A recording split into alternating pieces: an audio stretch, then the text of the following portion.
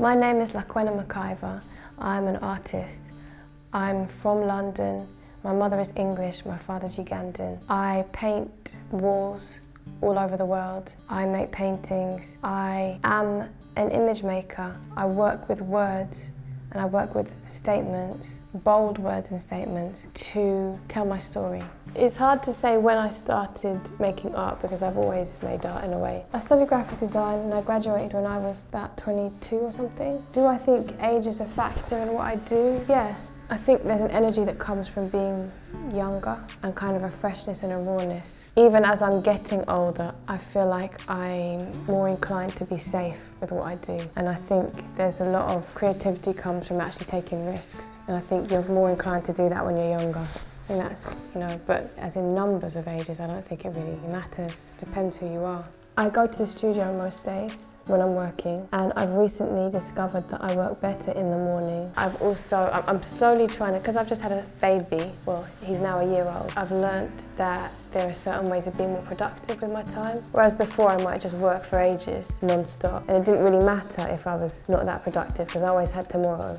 Nowadays my time is so much more limited. I try and be more kind of strategic with my time, and I realise in the mornings I work best. I'll try and do creative stuff in the morning and more tedious, practical stuff in the evenings. But right now I'm having to kind of squeeze in work, so some days I will be with my son in the day, and then in the evening I'll have to try and do work. Most of the time it's a waste of time trying to be creative in the evening because I just find I'm so tired. My brain just isn't in that place, so it's better for me to put stuff in place for me to be creative the morning after.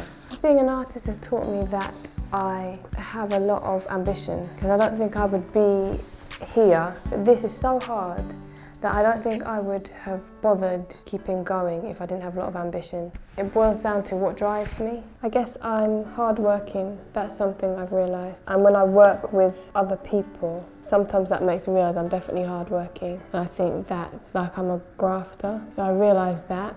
There's a song by this woman, from back in the day, my dad used to listen to her, called Amy Grant. The song is called Hopes Set High. I've got my hopes set high, that's why I came tonight. I need to see the truth, I need to see the light. And that actually inspired one of these paintings. I was listening to it and I was thinking about setting my hopes high. And I think maybe that describes my work ethic, because my work ethic is, I work really hard, but I'm not putting my hope in my work. Does that make sense? Like, I work as hard as I can, and I'm just like, you can only work so hard. You can only work as hard as you can, and then you've got to leave it, And so there's a big element of it, which is, I guess, hope. Hope that the work that I do will bring fruit. In the classroom at school, I was a really good child.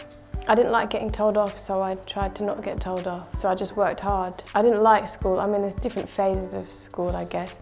I hated secondary school, but I was still good, basically, in school. I think it's really important to be playful. I think a big part of my work comes from playing and just being free. I think if you take things too seriously, they dry up and become really boring. I guess also being like a child in a way is remembering what your dreams were as a child, and sometimes as we get older, we can get quite routine about stuff as adults, and we start to do stuff the way everyone else does it, and the way that's most convenient, and the way we kind of start to conform quite a lot. And I think it's quite exciting when sometimes you meet young people or children and you see the way that they approach stuff and they haven't conformed like that yet. And I'm not talking about like moral conformity, I'm more talking about like kind of just ways of seeing things, creative conformity. So I just came back from Arkansas where I was painting a prison with young detainees at a detention centre. It was really interesting, like just interacting with them and some of the stuff that they were saying. There was just a rawness to it. There was also a rawness to it because they were literally in a detention centre. Some of them were coming out in a week. Some of them were going to be there for a really long time because of the crimes they committed. There was no fronting, there was no need to kind of give off a certain impression. There was just a freedom about the way they were speaking and the way they were thinking about things, which was really refreshing. And that in a way is a bit like being a child. That thing of just not conforming and not being held in by various things that we're held in by as adults. Well, I've got my son strapped to my back right now, as he's taking his nap. I love him like I've never loved anyone before, to be honest. It's an amazing relationship. I'm so grateful for it. It's incredible. It kind of puts everything else kind of pales in comparison. That's how I feel. My work pales in comparison to my relationship with him, which is amazing. But at the same time, I still want to make work. So that is something that I'm working out. I'm right at the beginning. So in terms of giving advice to people, I feel like being pregnant when you're absolutely exhausted and trying to get on with things.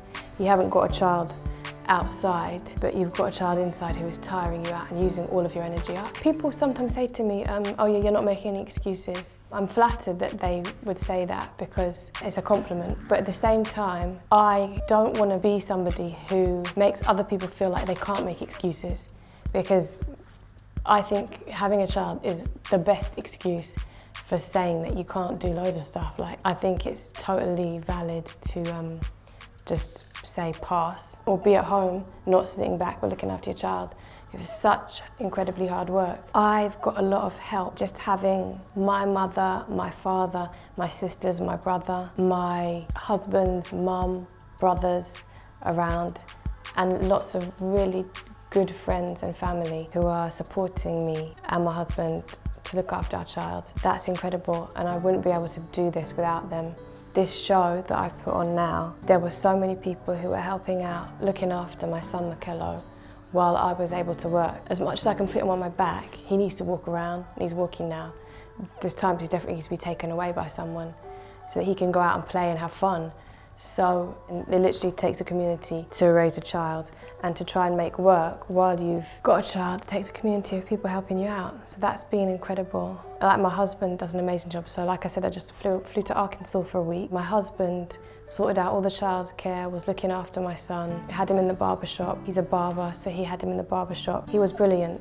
So really, it's not me on my own doing things, it's the people around me who are supporting me to do it. One thing that I'm learning is that I'm in a different lane. We should always not look at other people's lanes anyway. I've definitely learned, and I think Mikello, my son, is forcing me to learn that I'm in a different lane, and I've got to run at my own pace, which is now going to be slower. And actually, I want it to be slower, because as much as great opportunities are coming my way, part of me is like, you know what, I'm actually really tired and I would just want to hang out with my son. So that's quite interesting, because it's, as much as I want to keep doing my work, I'm actually trying to come to terms with the fact that I also want to be with my son. So I just can't do everything I want to do because I'd rather be with him. So that's something I'm learning, and it's I actually quite like it. It's quite refreshing, because he's forcing me to think about what I really want rather than just go with the flow of the rat race. I think in some careers, there's kind of a ladder that you can climb, and you can say, oh, well, you're going to need a BA or BSc, then you're going to need a master's. It hasn't been like that for me. I've worked hard at whatever I did. I've kept busy. I've taken every opportunity that came my way, paid or unpaid. I have worked out what interests me, and I think that was really key. Like, just thinking about coming out of art school and thinking about what separated me from some other people. In my mind, what made me who I was, what set me apart, what was distinct about me. Because I think there are so many artists, there's so much visual noise, a lot of an incredible work like all around us. I think knowing what was different about me, or even just from a practical sense, so that I know, well, these people might be interested in me because this is my niche. I think that was helpful at the beginning, just so that I had I knew who my audience was. It was quite specific. And now I'm quite open. Like, even though I don't have a specific audience, but I knew what interested me, and I think therefore certain people were interested by me. Making relationships, I think, is so important. So much of the work that I've done has come from doors being opened by people, and people who I didn't expect at all to necessarily be helpful in my career. So I had a friend who was, I can't remember what she did, I think she was actually a web copywriter, which it didn't feel like it connected with me very well. But it turned out she had a friend who had a gallery, and then this friend was introduced to my work, and we formed an amazing relationship that's opened a lot of doors for me. So I think that's really key, just connect with people, because people are the ones who open doors and who make things happen. As artists, I think we can be really creative and good at making interesting images or trying to make statements. But ultimately it takes people to then take that and make things happen. Someone you know who has a cafe and who, for instance, might like a wall painted for them. A big thing for me when I was younger, when I first started out, was that I knew a lot of musicians, not like famous musicians, but just musicians who needed flyers or album covers for their music. And that was a really good way for me to just learn. It's not stuff that anybody influential saw. It was a way of me kind of honing and refining what I did, almost creating a visual language. It was a helpful way of learning to work to a brief or learning to work to a deadline. You want to start making work and make work that is your own. Don't kind of copy what's fashionable or what's popular. Make work that is your own, that you believe in. Make it as well as you can. Try and get it out there as much as you can. So like I was saying earlier, it depends what angle you're coming from, because my background was graphic design. So a big part of my work was making works for briefs. So people needed something, I would make it. People needed a logo, I would make it. People needed a flyer, I would make it. Now I'm making paintings, which is a slightly different thing, where I'm making a painting and I'm asking people to buy it. So it's a slightly different thing. But I think in terms of clients and commissions, you really want people to know about you, but you also need practice in responding to a commission. Starting small, like I said, even if you've got friends who need flyers, or if you've got just things, people who need images, a band, or whether it's for a book. It doesn't have to be big, you know? It can be your grandma who wants to write a book about her childhood. And this isn't going to be published, you know, but it's this idea of having practice and starting to put stuff out there, and also making stuff that isn't necessarily going to be paid, but it's good work and it's something you can tell people about. So I think that's key. Instagram is a really useful place for putting your work out there. Even if you don't have loads of followers to start off with, it's a really helpful place to be promoting yourself and marketing yourself. So if you do nice drawings of trees, putting them on there is a helpful way of learning how to show people what you do, even if you haven't got a website. So that's a really useful place to start with. And what's nice about that is people who are younger tend to be better at it, because they're just younger and they seem to be more clued up on how people are communicating. So that's a really great tool to start off with, just to be putting out a solid, even if it's small, even if it's just a tiny sketch each day, you're building up almost like a catalogue of where people can see what you do and how you work. The idea of doing work for free that is going to get you publicity makes sense, because you're basically paying for the publicity. They're not paying you, but they're going to give you publicity. That's if they really do give you publicity. The amount of times I get asked to do things for the exposure and nothing comes from it, have a think about whether you think fruit is going to come from this before giving stuff away for free. And also, I guess, remember that fruit isn't always financial. It could be you learning stuff. I used to do a bit of sign writing when I first came out of uni to get some money. It was fairly well paid, like better than being in retail, which was what I was doing before, so it was like a step up. I took on some jobs that I really shouldn't have. I always used to say yes. It's quite a good technique actually, just to say yes, even when you don't know how to do something, and then just to work out how to do it. But in the process, sometimes you end up really putting a lot more time into something than you're getting paid for. But it's okay, because you learn, and then you learn to say no next time, because that doesn't suit you, that type of work. What you're charging has to reflect who you're selling to, and if someone else is selling for you, then whether they know people who will pay for that type of price. So that's what I'd say, really. You just got to be realistic with where you're at and not try and get ahead of yourself having a name. And if you don't have a name, and if you don't know people who are willing to buy your work for a lot of money, then there's no point charging a lot, because it just won't sell. I think having a team at the beginning is not very important. I think as you get further on, having a team is really important. And I'm in a place right now where I'm kind of starting to bring people together to help me make things happen. When you're trying to juggle a lot, you need a team around you.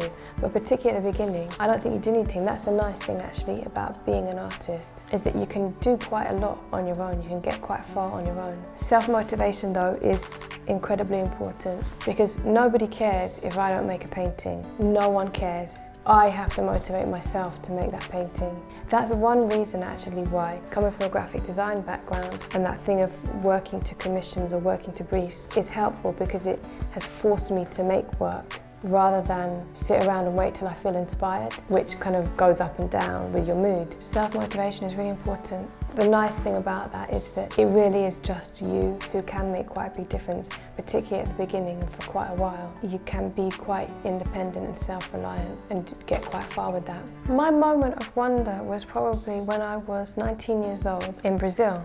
I'd gone there because I'd finished school and I didn't know what to do, and I had friends who lived in Brazil, so I went to stay with them. I was planning to study languages in London when I returned, but while I was there I ended up painting a mural, and that was probably my moment of wonder. It suddenly clicked that this is what I wanted to do.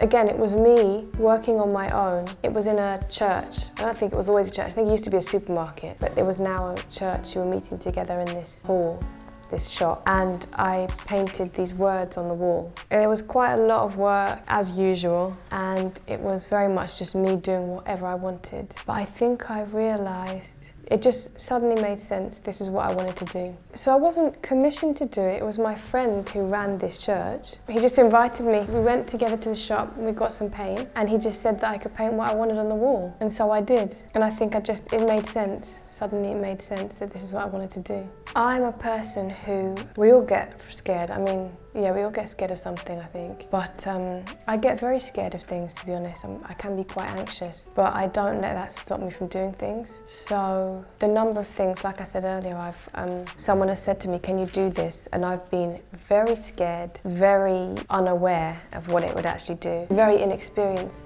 but I've done it anyway. That's just opened loads of doors for me. Amazing opportunities that I've wished. At times, when you're halfway in it, you're thinking to yourself, I wish I'd said no, because it's so hard and so scary. You really don't know what you're doing. So there's numerous situations where I'm halfway through and I'm wishing I'd said no. Once I get to the end, I'm like, I'm so glad I said yes.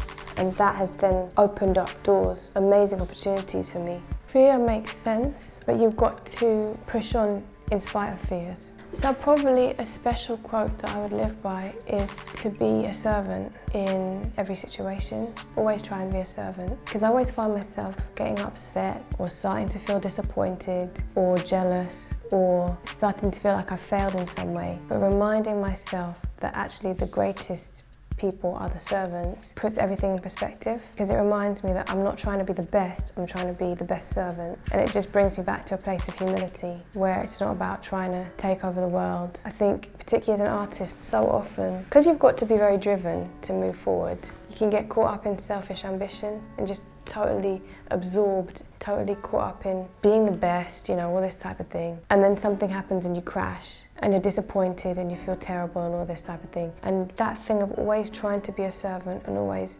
remembering that the greatest people are the servants levels things out for me. So that I'm not trying to be the boss, I'm trying to be the servant, trying to help people. I think probably the biggest thing people don't realise about being an artist is all of the stuff that goes on behind the scenes. There's so much other stuff, the organisation. I'm still at the beginning.